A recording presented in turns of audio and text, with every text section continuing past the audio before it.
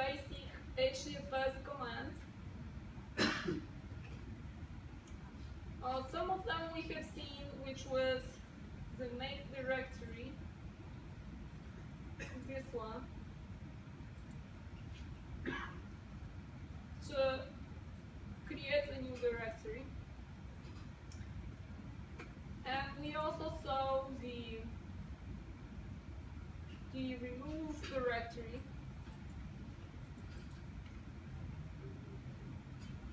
So let's go and delete the directory that we created.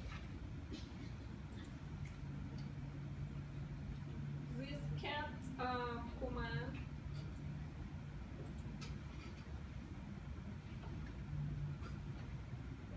I'm sorry, that copies not files but the source path to an output file. So it's going to copy the source path to an output file. And then this is the copy command, C. If you want to copy a file from one folder to another. So file system copy the file 1 into another directory file and file 2. So there is a list of commands here. We can append to the file, we can do checksum and to verify if data is correct.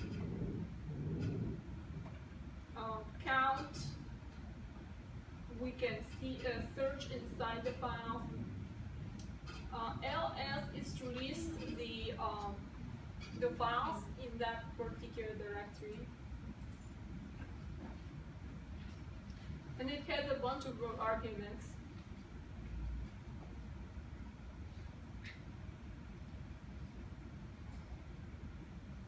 So you can sort them by file size. You can recursively list the subdirectories that are inside of them, or if you want to format the file size in some, because you're going to give it like this as the number of bytes that it has. Instead of, if you don't want to see this long number, you can say, tell me that it's 64 megabytes and so on. ls will give us the files in the directory.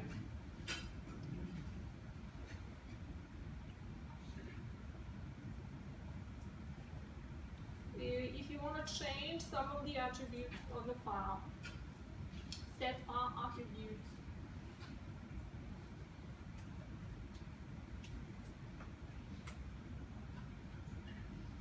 So let's say permissions, read, write, and execute. You want to change to a much longer name or something else. That allows to modify the file attributes.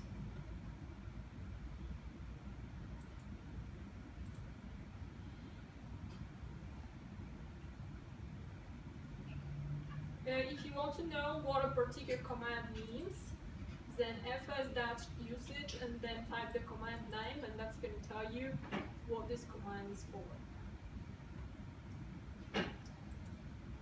So let's look one more time at this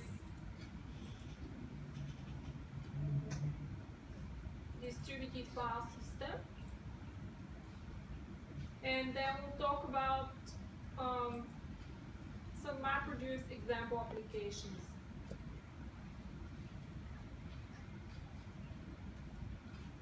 So the Hadoop distributed file system was intended to be highly fault tolerant, to have high throughput, and to be suitable for applications with large data sets. So because of the way the data is divided into these blocks and placed on each one on a separate data node, the blocks are pretty large compared to normal block sizes on a single computer's hard drive. It's also optimized, as we said, for batch processing and for streaming files, for streaming data that is data that's written once and read many times. And the good thing about it is that it can be built from inexpensive commodity machines.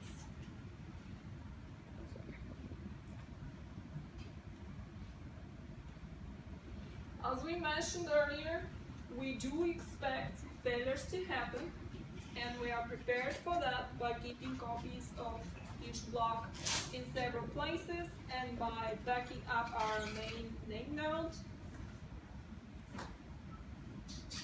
and also having a secondary name node running.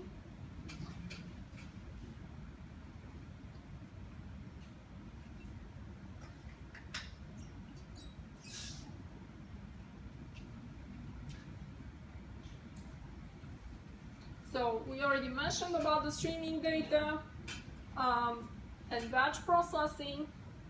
What we mean by large data sets. Data sets are growing every day. I wouldn't say any gigabytes or terabytes or petabytes and zettabytes and yottabytes eventually.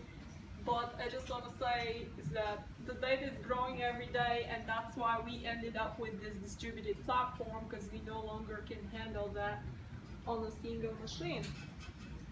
So we want to be able to scale, and that's an easy way to scale by having all these nodes.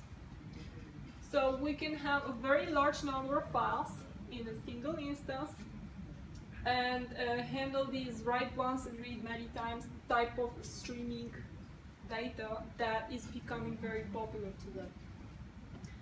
MapReduce application and web crawler application is what's very commonly used on this type of structure.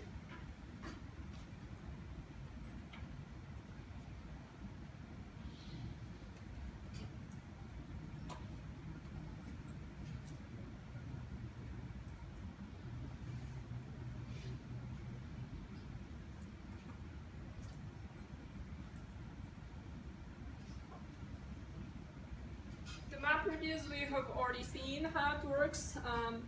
This is the data. Data contains some words. It is split into pieces. Some of the words will end up here, the rest here, the rest here. And then the map will run the function that is in a map or implemented in the map portion. Then we have combiners, that's going to combine or shuffle the results. And then we have the reducer that will compute the function implemented in the reduce part and return the result. For the web crawler, we talked about this graph architecture last time. So we need to be able to go through this graph, which is perfectly suited for having multiple nodes connected together, because that's what happens in a graph. You have a node that is connected via link with other nodes. Alright, so going back to the HDFS, continuing our subject for the HDFS, we mentioned we have the name node, which is the master server that manages the file system namespace, regulates access to the files. There is data nodes, usually one per node in a cluster, that manage the storage that is attached to the nodes that they run on. So they are storing the block files, the block pieces of the files, and the name node has information about all the data nodes, and it's kind of the root of their distributed directory tree. The namespace is visible to the user, so the HDFS will show the user the directory structure, and it provides access to the files. As we mentioned, the file could be large. If that's the case, it takes more than one block, and the block size, as we said, is 64 megabytes or up to 128 megabytes. The data node is kind of the server, and the name node is the master. So we have master-slave architecture in a sense. And the data node, it serves because it does all the work. So it does read and write operations, creates these blocks, deletes the blocks, and also makes copies of the blocks if it is instructed by the master node.